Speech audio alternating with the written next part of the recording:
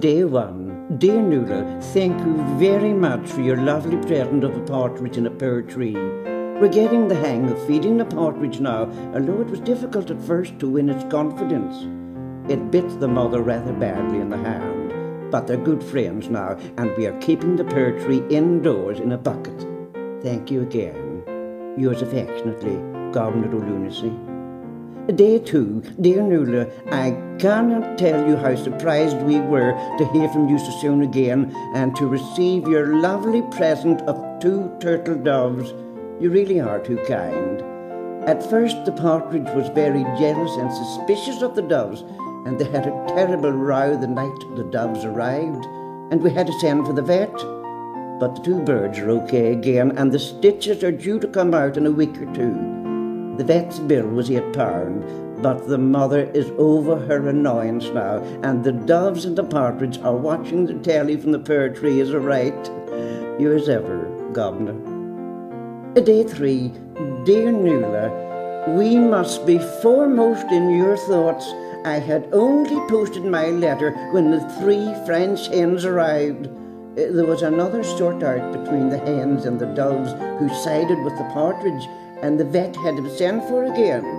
The mother was raging, for the bill was £16 this time, but she has almost cooled down. However, the fact that the bird's droppings keep falling on her hair while she's watching the telly doesn't help matters. Thank you for your kindness. I remain your Governor. Day 4. Dear Nuala, you mustn't have received my last letter when you were sending us the 4 calling birds. There was pandemonium in the pear tree again last night, and the vet's bill was £32. The mother's on sedation as a right. I know you meant no harm, and remain your close friend, Governor. Day 5. Nuala, your generosity knows no bounds. 5 gold rings! When the parcel arrived, I was scared stiff that it might be more birds, because the smell in the living room was atrocious. However, I don't want to seem ungrateful for the beautiful rings. Your affectionate friend, Governor. Day 6. Nuala, what are you trying to do to us? It isn't that we don't appreciate your generosity, but the 6 geese have not alone nearly murdered the calling birds, but they laid their eggs on top of the poor vet's head from the top of the pear tree, and his bill was £68 in cash. The mother is munching 60 grains of Valium a day and talking to herself in a most alarming way. You must keep your feelings for me in check, Governor. Day 7. Nuala, we are not amused by your little joke. 7 swans a swimming is a most romantic idea, but not in the bath of a private house. We cannot use the bathroom now because they have gone completely savage and rush the door every time we try to enter. If things go on this way, the mother and I will smell as bad as the living room carpet. Please, lay off, for it's not fair. Governor. Day 8. Nuala, who the hell do you think gave you the right to send 8 hefty maids a milking here to eat us out of house and home? Their kettle is all over the front lawn and has trampled the hell out of the mother's rose beds. The swans invaded the living room in a sneak attack, and the ensuing battle between them and the calling birds, turtle doves, French hens and partridge made the Battle of the Somme look like a garden party. The mother is on a bottle of whiskey a day as well as 60 grains of Valium.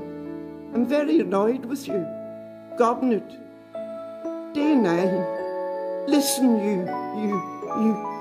There's enough pandemonium in this place night and day without 9 drummers drumming while the 8 flaming maids a-milking is beating the poor old alcoholic mother out of her own kitchen and gobbling up everything in sight. I'm warning you, you're making an enemy of me, Governor.